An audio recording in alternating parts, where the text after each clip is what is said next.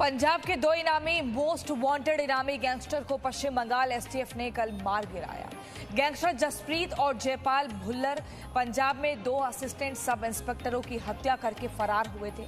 कोलकाता में एक अपार्टमेंट में यह एनकाउंटर हुआ जिसमें पंजाब के दो बड़े गैंगस्टर मारे गए। ऐसे में सवाल है कि कैसे ऐसे अपराधी आपके घर के पास छिपे रहते हैं और आपको पता भी नहीं होता। कोलकाता में जब एनकाउंटर हुआ तो लोगों को पता नहीं था कि उनके अपार्टमेंट में इतने बड़े अपराधी छिपे हुए हैं। लोगों को गोलियों की आवाज से डर तो लगा और थोड़ी देर तक समझ नहीं आया कि आखिर ये हो क्या रहा है। जितनी आसानी से ये अपराधी बंगाल के कलकत्ता में एक सोसाइटी में रहने लगे, ऐसे में ये सवाल डरा रहे हैं कि कहीं आपके अपार्टमेंट में कोई आतंकवादी तो नहीं, आपके घर के पास कोई बड़ा गैंगस्टर तो नहीं छिपा है।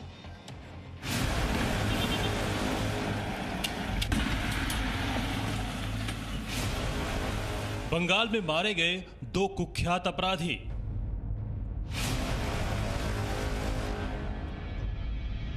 पंजाब में दो असिस्टेंट सब इंस्पेक्टरों की हत्या कर बंगाल में थे छिपे। लाखों के इनामी अपराधियों का हुआ एनकाउंटर।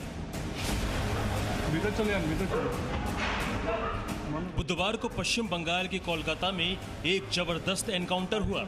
एनकाउंटर में पंजाब के दो नामी गैंगस्टर मारे गए। ये दोनों गैंगस्टर बीते दिनों पंजाब में दो असिस्टेंट सब इंस्पेक्टरों की हत्या करके बंगाल फरार हो गए थे। आखिरकार कल पश्चिम बंगाल एसटीएफ ने कोलकाता में एक एनकाउंटर में इनको मार गिराया। गैंगस्टर जसप्रीत और जयपाल भुल्लर पर 10 लाख और 5 लाख रुपए का इनाम था। पंजाब पुलिस से दोनों के कोलकाता में मौजूदगी की खबर मिलने के बाद जॉइंट ऑपरेशन किया गया।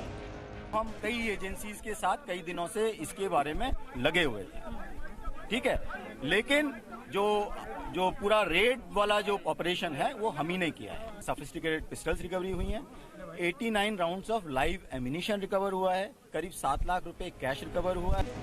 लुधियाना जिले के जगराओं की नई अनाज मंडी में 15 मई को एएसआई भगवान सिंह और दलविंदर जीत सिंह की गोली मारकर हत्या कर दी गई थी।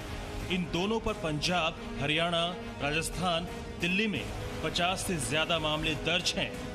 28 मई को जयपाल भुल्लर के साथ ही बलविंदर सिंह उर्फ बब्बी और दर्शन सिंह को मध्य प्रदेश के ग्वालियर जिले के डबरा रेलवे स्टेशन से पुलिस ने धर दबोचा था। पंजाब पुलिस ने बलजिंदर और दर्शन को ग्वालियर में पनाह देने वाले हरचरण सिंह को भी गिरफ्तार किया था। बलजिंदर और दर्शन से हुई गहन पूछताछ में एसआईटी के हाथ यह सुराग लगे थे कि जयपाल और जस्सी कोलकाता भाग गए हैं। इसके बाद कोलकाता में अपराधियों की खोजबीन शुरू हुई। सीसीटीवी फुटेज था, एक गाड़ी का हमें कुछ सीसीटीवी फुटेज मिला था ग्वालियर के पास से, तो वो डिफरेंट टोल प्लाजाज थे, वहाँ से फुटेज इकट्ठा किया गया। ब्लैक कलर की होंडा एकॉर्ड व्हीकल थी, वेस्ट बंगाल का नंबर था, वो गाड़ी सामने आई तो हमने सेंट्रल एजेंसीज के साथ, वेस्ट बंगाल पुलिस के साथ तालमेल किया गया। खोजबीन में अपराधियों के एक सोसाइटी में छिपे होने की खबर मिली। इसके बाद एसटीएफ ने पूरी सोसाइटी को घेर कर अपराधियों को पकड़ने की कोशिश की। जब पुलिस ने अपराधियों को सरेंडर करने को कहा तो उसने गोली चला दी। इसके बाद पुलिस की फायरिंग में दोनों अपराधी मारे गए, जबकि एक पुलिस वाला घायल हो गया। कहा जा रहा है 3:30 बजे का समय था जब बंगाल एसटीएफ को खबर मिलती है, एक टिप ऑफ मिलता है कि ये दो जो वांटेड क्रिमिनल है जिस पर पंजाब पुलिस की ओर से 10 लाख का इनाम भी अनाउंस किया गया था, उनकी खबर देने पर वो यहाँ पर एक बड़ी टीम पहुंचती है और उसके बाद ही जैसे ही उनके पास पहुंचने की कोशिश करती है तब उनकी तरफ से पुलिस पर जो है फायरिंग की जाती है। रिटेलिएशन में एसटीएफ भी फायर करते हैं और उसमें ये दोनों जो वांटेड क्रिमिनल्स है उनकी जान जाती है और साथ ही एसटीएफ का भी एक ऑफिसर को गंभीर रूप से चोटें आई, उन्हें अस्पताल में भर्ती कराया गया है। जयपाल भुल्लर पर 10 लाख का इनाम था। ये ए कैटेगरी के 31 गैंगस्टर में शामिल था। वहीं जसप्रीत जस्सी पर 5 लाख का इनाम था। He told us that he had got this apartment. He had got this apartment in New Town, Calcutta, for these gangsters, Jayapal Bhuller. who is from Firozpur. He's a category drug smuggler and gangster of Punjab. Bengal police के मुताबिक इस पूरे operation को अकेले Bengal STF ने अंजाम दिया और इसमें पंजाब पुलिस शामिल नहीं थी। जो असॉल्ट का काम है, फाइनल जो उनको अरेस्ट करने का ऑपरेशन का, ये काम वेस्ट बंगाल एसटीएफ ने ही किया, पर हम लोग इंफॉर्मेशन एक्सचेंज काफी सारी एजेंसीज के साथ करते हैं। दोनों अपराधी कितने खतरनाक थे इसका अंदाजा आप इस बात से लगा सकते हैं कि बदमाशों के पास से 5 पिस्तौल, 89 कारतूस और 7 लाख कैश भी बरामद हुआ। हत्या और बैंक लूट समेत कई मामलों में जयपाल भुल्लर की पंजाब पुलिस को तलाश थी। ऐसे में इन दोनों अपराधियों को मारकर पुलिस ने बड़ी सफलता हासिल की है। पूजा मेहता के साथ ब्यूरो रिपोर्ट, जी मीडिया, कोलकाता। तो बंगाल में 2 कुख्यात अपराधी मारे गए हैं। इसी खबर पर हमारे संवाददाता पूजा मेहता कोलकाता से जुड़ गई हैं और अमित भारद्वाज दिल्ली से। सबसे पहले पूजा, आखिर ये क्लू कहां से मिला कि कोलकाता के किसी अपार्टमेंट में 2 ये अपराधी, 2 आतंकवादी रह रहे हैं और कितने वक्त से रह रहे थे? वहां के लोगों को कभी ऐसा अंदेशा नहीं हुआ कि ये जो 2 व्यक्ति रह रहे हैं ये कौन है, इनके बारे में जांच पड़ताल की जाए?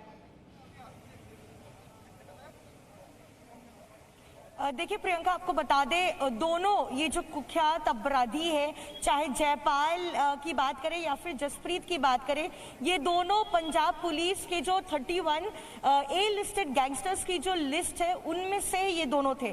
और लगातार जो है इनके बारे में अलग अलग एजेंसीज के साथ पंजाब पुलिस इंफॉर्मेशन एक्सचेंज कर रही थी, क्योंकि 15 मई को लुधियाना में 2 असिस्टेंट सब इंस्पेक्टर को मारा था, इन्होंने उनकी हत्या कर दी थी। वेपन स्नैचिंग के भी केस थे, लेकिन फिर उसके बाद लगातार उनके मूवमेंट्स को ट्रैक किया जा रहा था। एक ब्लैक होंडा अकॉर्ड में घूम रहे थे जिस गाड़ी का रजिस्ट्रेशन नंबर वेस्ट बंगाल का था। उसके बाद सीसीटीवी फुटेज कलेक्ट की जा रही थी, जहां से ये गाड़ी अलग अलग स्टेट्स में जा रही थी। टोल जो प्लाजा है वहां से सीसीटीवी फुटेज मिल रही थी। और इस बीच ही बंगाल एसटीएफ के साथ पंजाब पुलिस एक टिप ऑफ देते हैं, एकदम स्पेसिफिक इंफॉर्मेशन दी जाती है कि उत्तर 24 परगना का जो ये न्यू टाउन इलाका है, मेरे पीछे मैं आपको घर दिखाती हूँ, इस हाई प्रोफाइल सोफिस्टिकेटेड अपार्टमेंट में वो छुपे हुए हैं। आप जो देख रहे हैं ये टावर B153, ये इसी टावर के 2nd फ्लोर फ्लैट में वो पिछले कुछ दिनों से रह रहे थे। लेकिन यहाँ पे जो लोग रहते हैं, जो रेसिडेंट्स इस कॉम्प्लेक्स के, वो बेहद जो है शॉक में है, क्योंकि एक तरीके से जिस तरीके से कल 3:30 बजे फायरिंग होनी शुरू हो गई, लोगों को समझने में भी काफी समय लग गया कि आखिरकार क्या हो रहा है। क्योंकि लॉकडाउन का समय है, ज्यादा लोग बाहर नहीं थे और लोग ज्यादातर अपने घरों पर थे, इसलिए जो ऑपरेशन है वो पूरी तरीके से सक्सेस रहा। कोई कैजुअलिटी नहीं हुई और किसी सिविलियन को इंजरी भी नहीं हुई। लेकिन जो यहाँ के रेसिडेंट्स है उनको ये डर है कि उनके बगल वाले घर में या उनके पास वाले घर में जो रहता है, आखिरकार उनके टेरर लिंक्स हो सकते हैं, वो ड्रग पेडलर्स हो सकते हैं। बिना बैकग्राउंड चेक लगातार देखिए, इस पूरी घटना के सामने आने के बाद ये डर बिल्कुल वाजिब है कि अगला जो घर है, अगला जो दरवाजा है, उसमें कौन रह रहा होगा। क्योंकि जिस तरह से पता लगा है, जिस तरह से ये 2 आतंकवादी एक बिल्डिंग में छिपे हुए थे, वहां पर सभी लोग अपने परिवार के साथ थे। लेकिन अमित, आपके पास आएंगे। पूजा, ये भी जानना चाहेंगे, जब ये फायरिंग हुई, जब इस ऑपरेशन को अंजाम दिया गया, तो कैसे स्टार्ट हुआ, कैसे शुरुआत हुई? क्या ये दोनों उस बिल्डिंग से बाहर निकल रहे थे या सीधा पुलिस इनके फ्लैट पर पहुंची? क्या रहा वो पूरा वाकया? देखिए प्रियंका, पंजाब पुलिस ने बंगाल पुलिस एसटीएफ के साथ जो है ये इंफॉर्मेशन एक्सचेंज की थी। उसके बाद ही एक टीम बनाई गई जिसमें एसएसएफ, जो स्टेट स्ट्राइकिंग फोर्स है, ये वो यूनिट है जो इनकाउंटर्स या फिर गन फायर एक्सचेंज में बेहद एक्सपर्टीज रखता है, और साथ ही इस तरीके की अगर हॉस्टेज सिचुएशन होती है तो उसमें भी उनकी एक्सपर्टीज है। तो वो यूनिट को रेडी किया गया, उनको स्टैंड बाई में लिया गया, और साथ ही एसटीएफ के ऑफिशियल्स भी जो है स्टैंड बाई थे। तकरीबन 12:30 से 1 बजे का समय था जब वो पूरी जो टीम है यहाँ पर पहुंचती है। स्टेट स्ट्राइकिंग फोर्स की टीम और स्टेट की एसटीएफ की टीम यहाँ पर पहुंचती है। हम आपको दिखाते हैं उस तरफ उससे जो है गाड़ियां आती है और ठीक इस टावर को चारों ओर से घेर लिया जाता है। चूंकि मैं आपको कह रही हूँ 12:30 से 1 बजे के समय के बीच में ये टीम्स जो है यहाँ दाखिल हो चुकी थी। काफी समय उन्होंने लिया था रेकी करने के लिए और ये इंश्योर करने के लिए कि सिविलियन की कोई भी इंजरी या कैजुअल्टी नहीं हो। और ये जो ब्लॉक दिख रहा है मेरे पीछे, वो स्टेट स्ट्राइकिंग फोर्स से चारों तरफ से घेर लिया था। तकरीबन 20 जो जवान हैं स्ट्रेट स्ट्राइकिंग फोर्स के, वो नीचे थे और 10 जवान एसटीएफ ऑफिशियल्स के साथ वो ऊपर गए। और चूंकि इन्होंने ये फ्लैट लिया था एक ब्रोकर के माध्यम से, तो पुलिस से उस ब्रोकर के माध्यम से इस फ्लैट में वो दाखिल हुए थे। क्योंकि जब डोरबेल बजाई गई थी वो ब्रोकर ने बजाई थी, आई ग्लास में उन्होंने देखा तो वो पहचानते थे और जैसे ही दरवाजा खुला तो उन्होंने देखा कि वो ब्रोकर के साथ कुछ और लोग हैं जो स्टेट स्ट्राइकिंग फोर्स से थे। तो उन्होंने फिर एक बार दरवाजा बंद करने की कोशिश की, लेकिन तब तक जो है उनका दूसरा जो साथी है वो फायर कर चुका था एसटीएफ पर। एसटीएफ का जो एक सब इंस्पेक्टर है उनको इंजरी भी हुई है, लेकिन उसके बाद ही जो 10 जवान यहाँ पर मौजूद थे उनके फ्लैट पर, वो अंदर दाखिल होते हैं, गन फायर एक्सचेंज होता है और उसके बाद ही उन दोनों को एनकाउंटर में मार गिराया जाता है। प्रियंका, पूरा एकदम ये पूरा एक फिल्मी सीन की तरह देखा जा रहा है, जो सीक्वेंस लगातार बनी है। लेकिन अमित, जिस तरीके से पंजाब में इसने 2 सब इंस्पेक्टर के साथ बदसलूकी की, उनकी जान ले ली, लेकिन जानकारी ये भी मिल रही है कि और भी कुख्यात अपराध इन्होंने किए हैं और वहां से भागते हुए इनको कोलकाता में लगा कि अब ये महफूज रहेंगे।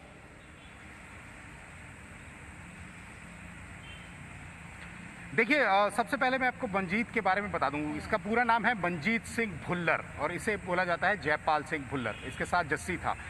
मंजीत सिंह भुल्लर की पूरी हिस्ट्री में आपको बता देता हूँ। इनके पिताजी जो है वो सब इंस्पेक्टर थे पंजाब पुलिस में, भूपेंद्र सिंह भुल्लर। और उसके बाद जो है इसकी दोस्ती उन दौरान जो है एक ऐसे गैंगस्टर से हुई जो कि डिम्पी के टच में था। डिम्पी को एक ऐसे गैंगस्टर ने मारा था जिसका नाम था रॉकी। रॉकी जो था गैंगस्टर टर्न पॉलिटिशियन था। उसको भी जयपाल सिंह भुल्लर, मंजीत सिंह भुल्लर एलियस जयपाल भुल्लर ने ही मारा था। और ये विक्की गाउंडर, जो सबसे बड़ा इन्होंने यहाँ पर पंजाब पुलिस ने एक एनकाउंटर किया था, उसमें भी टिप ऑफ इसी ने दिया था। और ये भी बताया जा रहा है कि अपने जो है इसके नज़दीकी जो लोग थे, पुलिस में भी थे कुछ लोग, उनको भी पहले ये टिप ऑफ देता था। ये नेशनल प्लेयर है हैमर थ्रो का। और जो जगरांव में हुआ तो जब दर्शन और बब्बी से पूछा गया तो उन्होंने बताया, जो इनके साथी थे, कि ये जो वहाँ पर पुलिस अधिकारी थे उनके पास इसका टिप था, जो लुधियाना के जगरांव में जो जगह है जहाँ पर दलविंदर जीत सिंह और भगवान सिंह को इन्होंने जो है मौत के घाट उतारा था, वहाँ पर उनके पास टिप ऑफ था। वो वहाँ पहुँचने वाले थे। जगरांव में ये पूरी जो है वारदात हुई थी, लुधियाना के जगरांव में।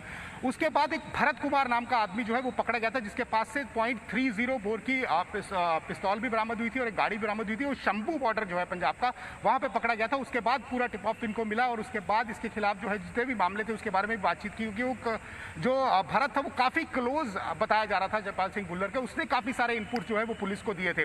उसके बाद ये सारे इनपुट कोलकाता पुलिस से भी शेयर किए गए। वो विमान के थ्रू पंजाब पुलिस की एक टीम वहां पर पहुंची थी, लेकिन उससे पहले ही ये पूरा जो ऑपरेशन था ये कर लिया गया। और एक चीज बड़ी महत्वपूर्ण है कि ये आदमी जो है जितने गैंगस्टर्स के गैंग थे उनके साथ रहता था। उनको उनके लिए जो जहां इसको खतरा होता था तो पुलिस को टिप ऑफ दे देता था, कि जैसे कि विक्की गाउंडर वहां था। और एक गैंगस्टर था कालो, जो कालू की अगर हम बात करें तो वो एक शार्प शूटर था। उसके मर्डर की जिम्मेवारी भी इन लोगों ने ली थी। रॉकी के मर्डर की जिम्मेवारी भी इन लोगों ने ली थी। इसका एक साथी था शेरा खुब्बन। शेरा खुब्बन इसको काफ़ी सारे टिप्स उसमें देता था। 50 से ज़्यादा मामले थे, चाहे वो बैंक रॉबरी के मामले हों, चाहे वो कत्ल के मामले हों, इनके ऊपर इसीलिए इनाम रखा गया था।